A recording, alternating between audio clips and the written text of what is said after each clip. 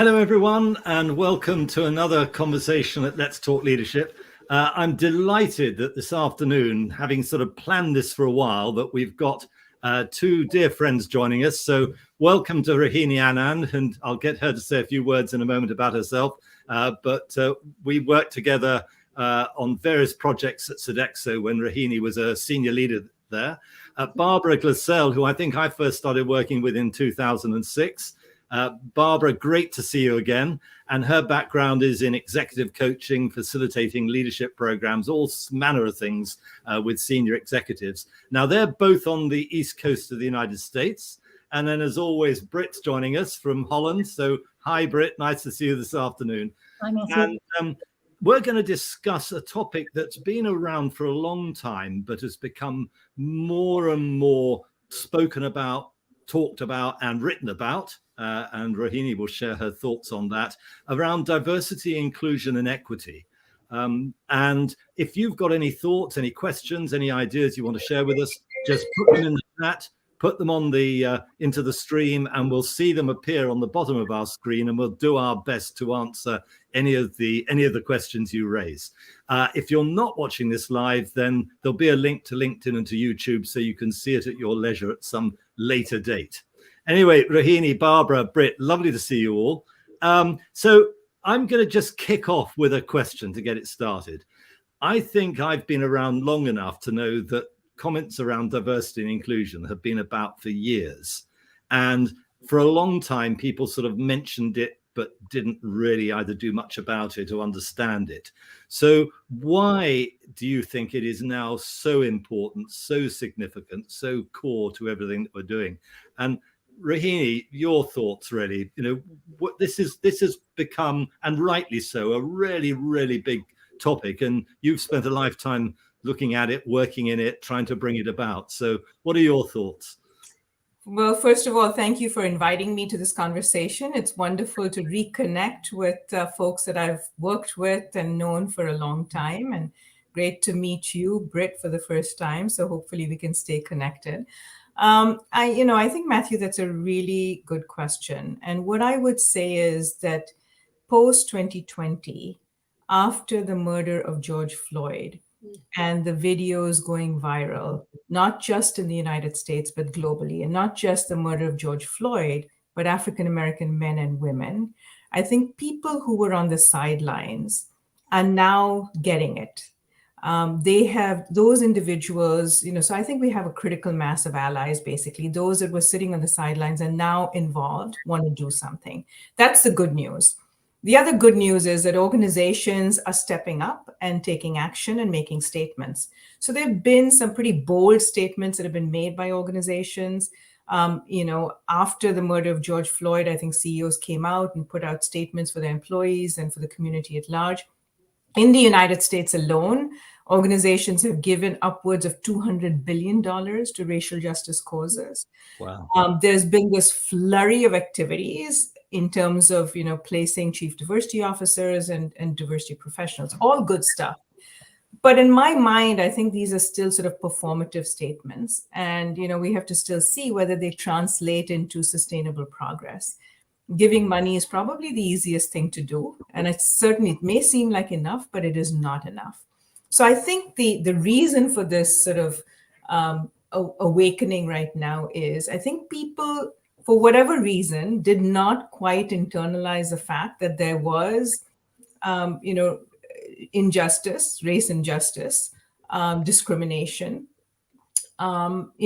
faced by Black people around the world. And they're now realizing, because it's so close to home, they've seen the video, it's become very personal to them. So I think that's the reason why we have this sort of a focus on diversity, equity, and inclusion. Plus, that's one reason, but I think the other piece is also that organizations are recognizing and realizing that there is some kind of so that's the reason for doing it, because it's the right thing to do. It's about social justice, and organizations are doing it, right? And I'll just say one more thing before I turn it over to you, Matthew. But I think the other piece is also that people are realizing that this is about organizational survival. We have the Great Resignation going on, very, very intensely in the United States right now. to get and keep good talent, you've got to broaden your talent pool and get the best talent. You've got to have an inclusive environment where people feel a sense of belonging. If they're going to stay, people are opting out with their feet. So it's all about, the talent and the importance to the organization, but I think it's also about social justice. I continue to say it's not enough. I say it's not enough till leaders, first of all, till organizations come out and make some really bold statements to address injustice in the community. And organizations like General Motors and others are doing that.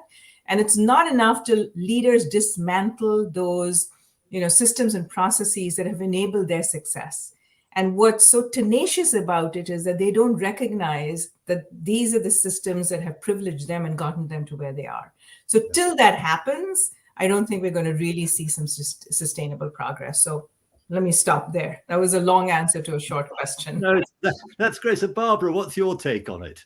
Yeah, I love what you've said, Rohini, and certainly you have worked much more directly in the area of diversity and equity and inclusion than I have. I've worked on it through leadership training and executive coaching. But what worries me right now is that despite all those advances that you've just commented about, I also see a backlash.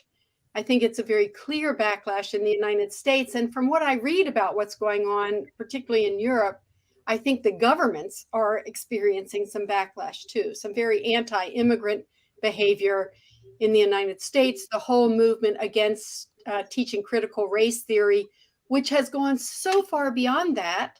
And it's against teaching real history, where it has to do with the treatment of minority groups.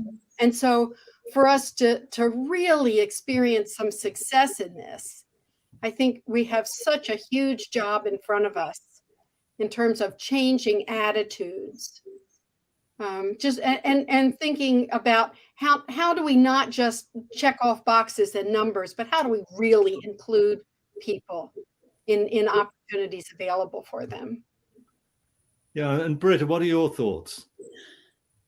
Yeah, I'm with you, Barbara, in terms of the backlash, but also in terms of a heightened attention on this matter. Only yesterday there was a report from the oldest bank in the Netherlands, called the Netherlands Bank, and they had commissioned a report themselves, a research report on their involvement in slavery when Holland was still very much a colonial invader, I would say.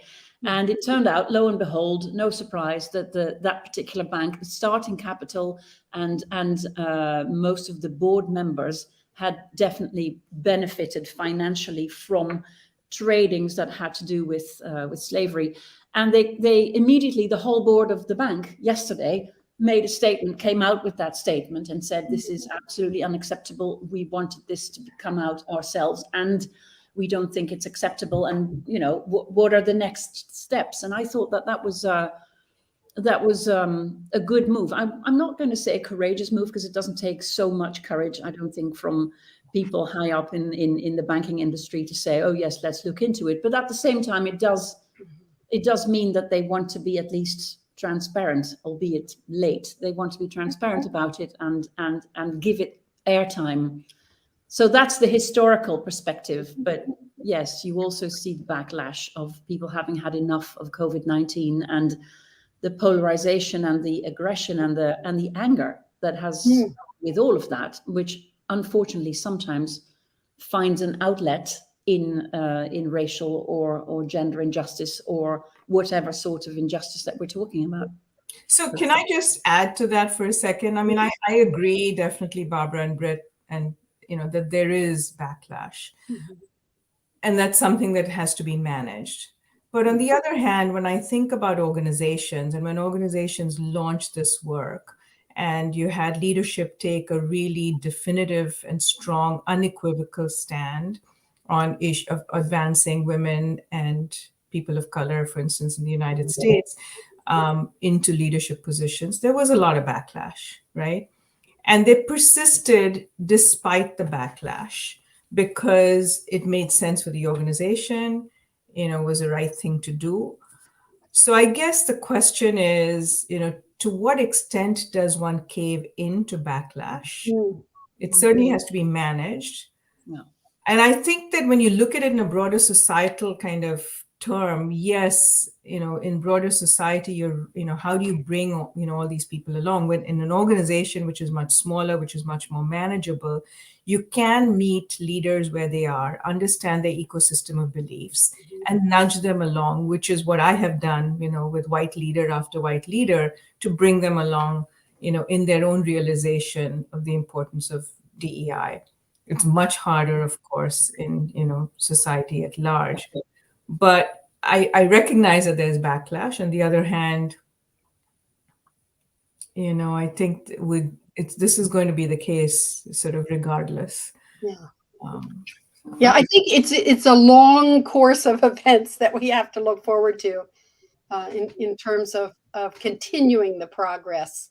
And I certainly agree with you. My gosh, we don't want to give in to the backlash. We want to keep moving forward and trying to change attitudes and show the proof of what diversity brings, right, in terms of productivity and great ideas. And yeah, sorry, go ahead. Go ahead. I'm going to stop, Matthew. No, don't worry. I was just going to say, I cut my teeth in change programs in grotty, dirty factories in the West Midlands years and years ago. And to be fair, there was real diversity, because most of the people working in these poorly paid jobs were from originally immigrant communities, people who'd come to the United Kingdom after the war from the Caribbean, from India, from Sri Lanka, maybe people who'd been kicked out of East Africa under Idi Amin. There were local Birmingham people, black, white, women, all shapes and sizes. And they got on, but they only got on because all they were focused on was earning their pay packet. And I remember there were cases where physically I had to pull people apart, where a white machinist had taken a knife out that he was carrying in his pocket and held it to the throat of, in fact, in this case, I think it was a guy originally from Pakistan, and said the most awful things to him. So on the surface, there was diversity. You could have looked at that workforce and said, in the old way that I know quite a few people have talked about, and I know Laura Leasewood talks about the Noah's Ark syndrome. You could say in those days, well, we've got 2 of this and we've got 2 of that, and if you go upstairs, you'll find there's someone else in reception who's different again. But there was no inclusion. It was just, you all turn up, and I don't care how different you are. These are the rules. You get on with it and get your work done. But now, I'm hearing people now, young people who are in quite important jobs, saying, I'm giving up. I'm not doing this any longer because I don't feel that my voice is heard. I've heard someone who was on a 6-figure salary only the other week saying, no, I've turned down an opportunity to move on in this organization because I'm just not listened to. No one's interested in what I've got to say. I'd rather work for a smaller company with less income and at least feel part of something. So I think at the global level, yes, there is the Black Lives Matter, there's the major global issues, but even at a local level, this inclusion piece is hugely important. And to me, I'm not sure that it necessarily that you are in a minority in terms of some of the formal context we talk about. If you just feel you're not included for whatever reason, you walk. Or you find an organization or opportunity where you do feel included. And I think that's something that leaders haven't dealt with. To say in the 1980s, you could lay down the law and say, if you do that, you're out. But that doesn't help inclusion. That just gets people conforming even when they don't want to. And I think there's something deeper going on. I don't know. I just chucked that in as a sort of... But before we went live, Matthew, you used the term belonging. Yeah. Which is the logical next step in this diversity initiative, isn't it? Because that's what people feel when inclusion works. Yeah, we have minority groups in the UK who I think you could, if you went to speak to them, they would say they lack privileges, they lack opportunity, they're disregarded, they're not treated well by forms of either political institutions or the police or whatever. And you can go to other minority groups who absolutely feel they belong and have always felt they've belonged because in their own personal experience, something has happened that has encouraged them to feel that they belong to a country that wasn't theirs by birth. And I think that it's the belonging piece, how we create that in organizations, to me, seems critical. How do we encourage people to feel that they can say things that are different to someone else? They can challenge, authority. They can do things differently, suggest different things. I'm not sure that with respect, it's about just putting a prayer mat down in the corner of an office and putting a Mecca sign up, or, accepting that there's a Hindu ceremony going on and we're going to have a half day off and perhaps serve some food in the canteen that's different for the morning. There's something deeper, I think, that needs to happen, much deeper. I remember, Rohini, you told me once, and I quoted you, I'm afraid, that it wasn't until you started remunerating senior executives or part of their remuneration bonus included what they were doing to generate diversity and inclusion within their parts of the business, that anything actually got underway. I think we've moved on from that, but I still see a lot of people who that's not part of their remuneration package at all. There's nothing in their terms and conditions of employment that talks about inclusion or about, creating this feeling of belonging. Yeah, to me, I think, belonging is sort of an outcome of, diversity is a demographic mix, right? Equity is the removal of systemic barriers so people have an opportunity to succeed. Inclusion is sort of creating an enabling culture, the act of creating an enabling culture where systemic barriers have been removed and people can succeed. And belonging is the outcome of all of those things, right? Because all those things are in place, I feel a sense of belonging. Because there's an enabling culture, because systemic barriers have been removed, because I see others like myself, I feel a sense of belonging. And that is the ultimate outcome we're looking for. But I think all of those pieces have to be in place to get to the belonging, because this is not, sort of a quick fix, as you said. This is, the remuneration is one piece of it. But it really, in my book, Leading Global Diversity, Equity, and Inclusion, I talk about these 5 principles that form a through line. And, it is about, making your efforts local, right? So understanding the local culture, the context, the laws. It's about leaders that lead with purpose and passion. And very often to do that, leaders have had to have gone through some kind of a transformative experience to be able to do that. And they have to lead diversity like they do any other business imperative. It's about what I call, and it's good business too. You've got to have a change rationale. We know that you all know this. 70% of change efforts fail without a change rationale, whatever that is, and has to be embedded in the business, not as bolted or siloed. It's got to be infused in all your processes and systems in the internal and external ecosystem. So go deep, wide, and inside out. And you have to measure it and make people accountable. So it's when all those pieces come together, it's when you have an intersectionality of all of those pieces that you get true transformation. So it's, it's a long process. And then hopefully the outcome from that is that you do have a culture where people stay, because people are, you're right, Matthew, people are leaving. It's not just, younger generations, it's across the board. People are leaving without another job in hand. And the research, McKinsey's research clearly says that women and minorities feel less of a sense of belonging, particularly now. And they're the ones that are exiting the workplace at a much faster rate. So, yeah. Yeah, Rohini, it reminds me of an experience that I had actually, 10 or 12 years ago. I was doing some diversity and inclusion training for a global organization headquartered in Central Europe. And they had just hired a very prominent woman to be the head of diversity and inclusion. And they, with great fanfare, they advertised this wonderful, this woman's going to come and change our culture. And because they were global, they did have many, many different nationalities working for them. Although the top level of the organization was all white men of one nationality. Yeah. Well, the woman put in a year and she worked hard and she tried to get things going. And we were doing the training, starting at the top level and moving down. And about halfway through our training, she left. She said, Yep, I can do the numbers. I can tell you to hire, but you haven't even included me. Yeah. Wow. I mean, that was just devastating. They hadn't included her. So there's this difference between diversity and inclusion and getting to the belonging. I guess you're right. It's the outcome, but it takes all of those pieces you've just outlined, and that's hard work. Mm.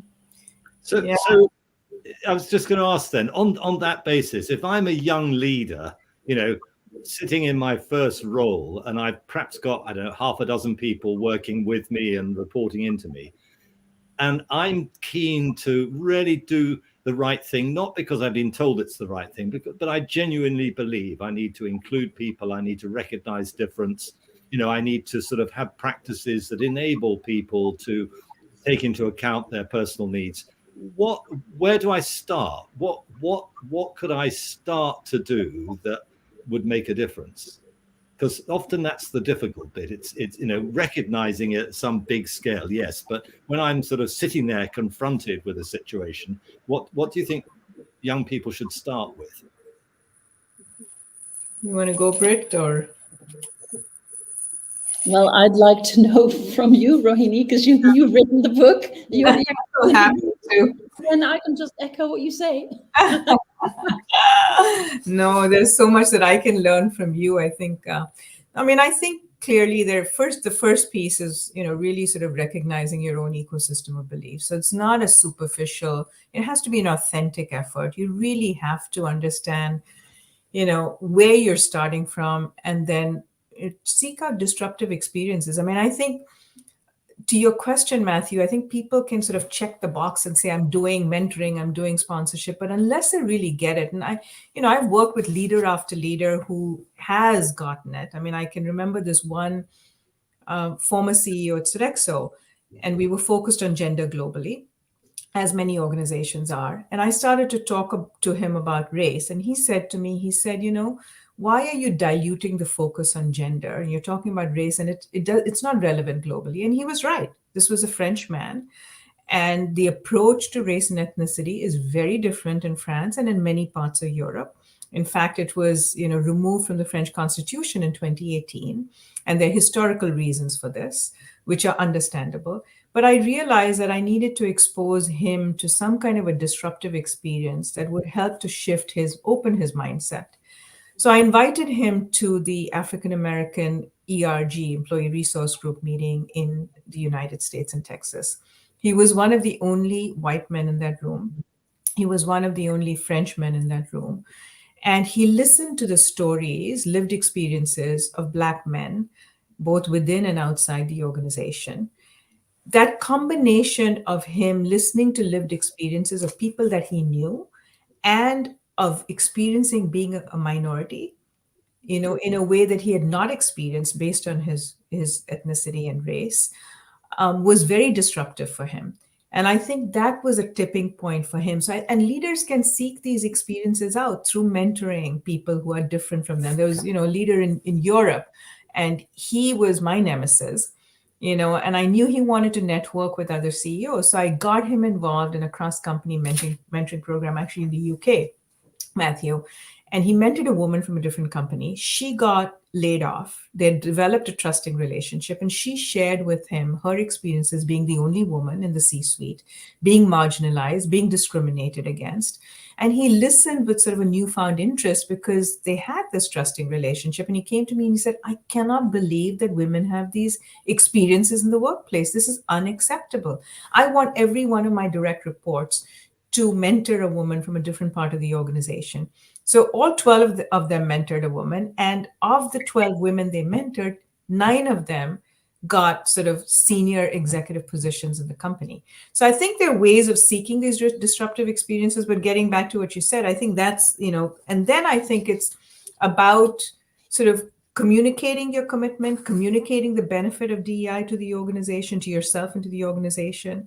It's about, you know, establishing metrics and accountability, holding your teams accountable. And it's also about sort of dismantling some of the biases within your systems and processes. So ensuring that you've looked at every point and dismantled those, you know, barriers. And it's about your actions and behaviors, right? It's about being consistent, a consistent role model. It's about your actions around mentoring, around sponsorship, about sponsoring and participating in ERGs. So there's tactical things, and then there's a lot more strategic things. I mean, Did I cover that, Britt? I know you can add to that. It just reminded me of the old story, but still relevant, of the recruitment process of one of these orchestras in the US, where they realized that they were appointing quite a lot of white male musicians, and then they had this screen up for three candidates, and the jury was unanimous and said, well, we want the second man who played, and they said the second man was a woman, and they couldn't believe it, and the woman had to play again without the screen to prove to them that she was what they had thought was the best musician.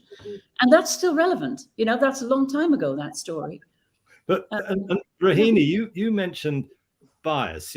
I've shared this story before, but I'll share it again. It was actually coming out of the W Hotel in Atlanta at the end of a Sodexo program, and I'd called a taxi to take me back to Hartsfield Airport, and this grotty old taxi turned up, sort of great wide American swinging vehicle, springs gone, and there was a black driver. And I got into the taxi and I thought, I know it's about 40 minutes drive to Hartsfield. I can't just sit here at the back. I'm going to engage this guy in a conversation.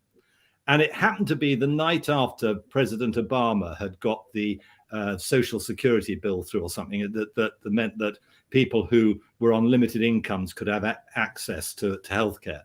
And this is my bias.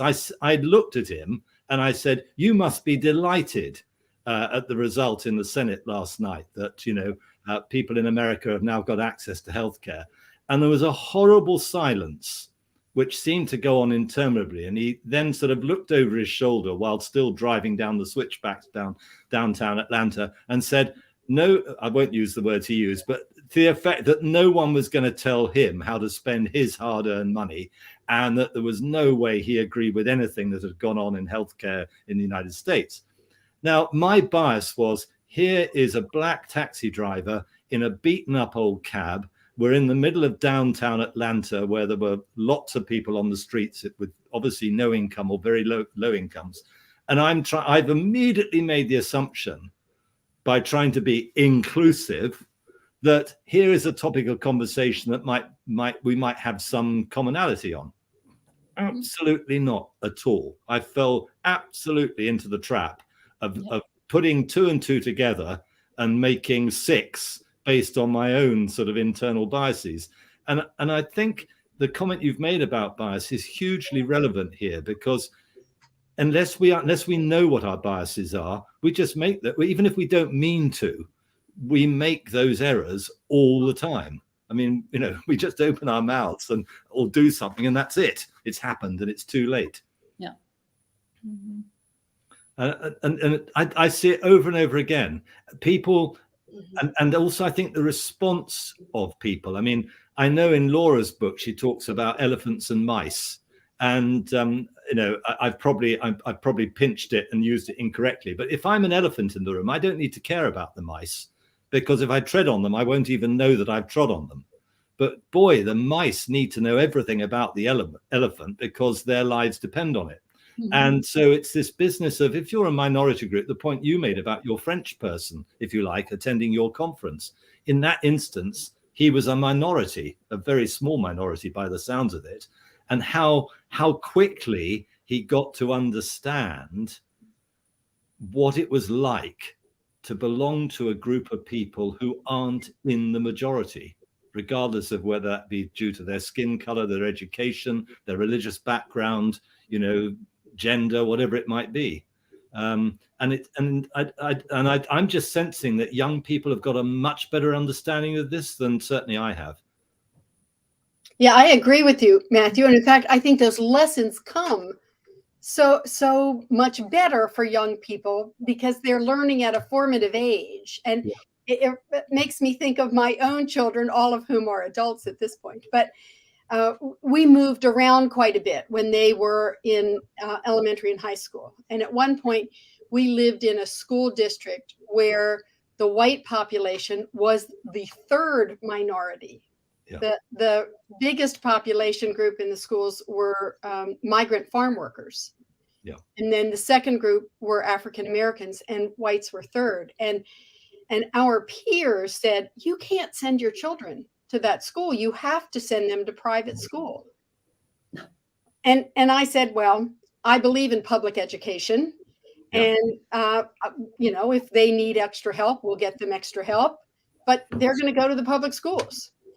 And they learned more lessons about life, about being a minority, than anything else could have taught them. And here they were all in junior high school and high school. And they have become just the most tolerant, inclusive, wonderful adults that one could imagine, because they got that lesson early. Yeah. And Britt, you've lived all over the world with your 4 boys. Yes, and it's an interesting comment that you make, Barbara, because our boys were they spent a lot of their early lives in international schools, where you would think that it is fairly privileged, and it is, because it's expensive.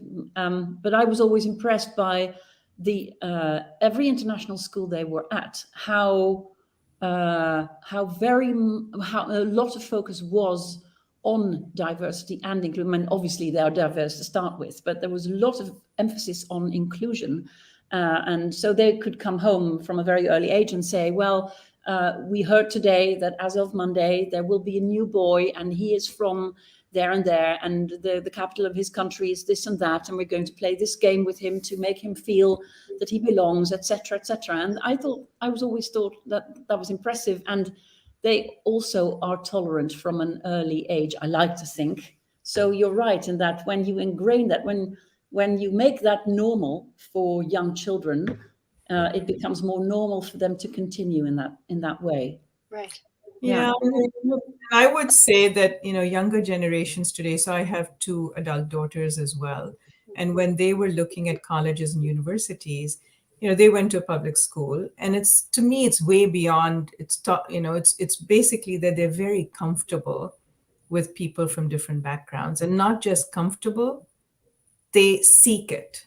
So one of my daughters basically got into some of the Ivy Leagues, and she rejected them on the basis of the fact that she didn't think it was diverse enough.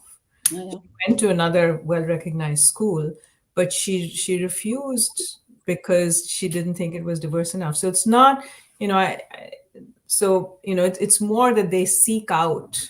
Right. They feel that there's something missing if there isn't this diversity. And now she's a lawyer. And when she looks at law firms, she actually rejects law firms where she doesn't feel a sense of belonging, where she doesn't feel that there are women like her in senior leadership positions. So, it's way beyond, just sort of feeling tolerant. It really is that they just feel that there's something incomplete if you don't have diversity. So, and I think that is the next generation. So that's our hope. It is, isn't it? And it's wonderful to think about that they just do that naturally, because it's the right thing to do, and it gets much better results in the long run. Yeah. And interestingly enough, I might add that our eldest son is now very, very best friends with a young man that he was in primary school with, and this was before international schools. This was the village school in a French village. And this little boy, when he was 6 years old, called our little boy, when he was 6 years old, a sale Hollandais, so a dirty Dutchman. And so they didn't get on the best of footing. They didn't get off on the best of footing. But somehow they were able to sort of overcome that. And they still see each other. They still visit each other, and they've become very, very close friends. And now they laugh about it because they still call each other that, the dirty Dutchman and the dirty Frenchman. But they love it. So it's sometimes bias kicks in, but it can be overcome. Yeah. I mean, I remember at school, in fact, there's a conversation on Let's Talk Leadership with him. A guy called Pritpal Singh, who's now a very eminent educationalist in the UK. I used to stand in the corridor at boarding school helping him tie his turban every morning. And I can see myself now having to pull really hard on the end of the cloth to get it as tight as possible, so that between leaving the boarding house where we were living and getting up to the main school, the turban hadn't sort of shifted on his head. And it was my responsibility to make sure that he arrived in one piece, so to speak. Well, I mean, you know, I met up with him during the pandemic. We sat on the banks of the River Thames and had a sandwich and a cup of coffee, socially distant. And it was if we were together yesterday, you know, the day before, tying his turban, which must have been, what, 50 years previously. And I think if you have those experiences as children, hopefully, unless something else happens, an equally perhaps unpleasant experience, it does encourage you to have a slightly broader mind about differences and attitudes and change and a whole raft of things that are important. So, I mean, just because the focus with all of what we're doing at the moment is with younger people, so what advice would we give? I mean, Rohini, if you were sitting in front of 2 or 3 young leaders now and encouraging them with all of we've said about the experiences they've had as young people, what would you encourage them to be doing more of on a sort of day-to-day basis? Or maybe not doing. Or not doing. Yes, not doing. Yeah. So, I mean, I think as young leaders, you know, they have to first look within, be self-aware, recognize their own bias and recognize their own privilege, and then work towards dismantling it on a personal level, dismantling it on an organizational level and a systemic level. And I would say, you know, as you go in, whatever your sphere of influence is, you know, work towards lifting others up that may not have that privilege, and then look beyond and see what you can do out in the community as well. So. Really great advice. Thanks. Barbara, any thoughts? Well, Britt earlier used the word polarization, and I think we have become so polarized politically, socially, in our core belief systems, and with that polarization, I think, and I am guilty of this myself, I will admit, we've stopped listening to one another. Yeah. And so in order to recognize our biases and to get some of those disruptive experiences that Rohini talked about, that would be just wonderful, we have to listen to each other. Yeah. And we have to insert ourselves into communities where we on the surface may not find many similarities, and we may be uncomfortable. Yeah. I think that's important. Britt, any thoughts? Yes, seek the uncomfortable. Yeah. And go make a point of talking to someone that you wouldn't necessarily naturally be drawn towards because they don't look like you, or they don't think like you, or they don't have the same age as you, or whatever, and be curious in that learning. Yeah. It's the only way, because the opposite of that is having a closed mind and only sticking to your own kind, and that doesn't work, obviously. No. And I know, I don't want to speak for him, but I know Richard, who's sort of helping with the technical aspects of this. He and I had lengthy conversations about all sorts of things recently. And he would say, you know, just treating people as people. They may be different to you. They may be very different to you, but labeling them doesn't help. And as soon as you start to label, you immediately start to build an image of that person, which may be totally fabricated based on your own prejudices and biases and ideas. But it is difficult to do. It is difficult to do. But yes, treating everyone's views with respect, even if you might not agree with them, and allowing that expression to take place, because it's too easy to stifle it. Either in the systems that we operate in or just the way we behave ourselves. But I'm conscious of time, because goodness knows 40 minutes has flown by, and I know you're all busy people. So could I just thank Rohini and Barbara, could I just thank you both for joining this conversation? It's been great, to catch up with people that certainly I've known a long time. And it's lovely to see you both looking so well. And Britt, thanks for joining, because I know your life at the moment is rushing around backwards and forwards trying to organize things. So it's great that you could join us this afternoon. And for those of you, if you see this at a later date and you want to ask a question, just get in touch. letstalkleadership.org. Just drop us an email, or even call us, because telephone numbers appear sometimes on screens. Just call us and we'll do our best to sort of share your thoughts and ideas with Rohini and Barbara, and who knows, they may get back to you directly and respond to any of the questions you've been asking about. But I'm going to call the conversation to a halt. It's lovely to see you all. Thanks for joining in this afternoon, and what we'll do is we'll stop recording in a moment. Many thanks. Thank you, Matthew. It was good to see you all.